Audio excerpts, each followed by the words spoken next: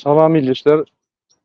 Men ine şu gün 9 sentyabrda duşanma günü, hepden duşanma günü ýürüýte Paryja geldim. Ine arkamda Paryj Garman Palas, ýa-ni Paryjyň wagzaly.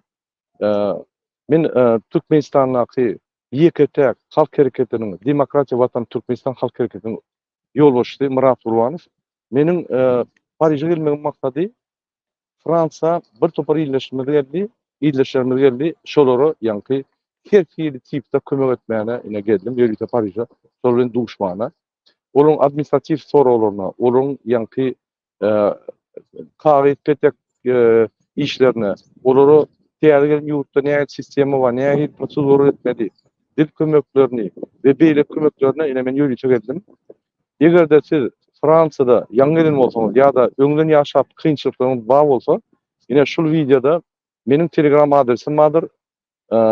Sabachka Kurbanov MK. Siz Telegram'a girip şonu ýazanyňyzda men bilen habarlaşyp bilersiňiz. Biz elimizden gelen kömek ederiz. Demokratiýa Watan Türkmenistan halk hereketi sizler kömek eder. Onuň daşyndan men durmuşda şu ýerde Fransada ýaşap bolmakly ýyldan beri geçen kynçylyklary gödüňe tutup şu kynçylyklara bizim watandaşlarymyz duguşmaz ýaly ýa-da kynçylyklary ýeňirek geçer ýaly näme tejrübäni men düşünýärem kömek eder. Şoň üçin habarlaşyp turaly.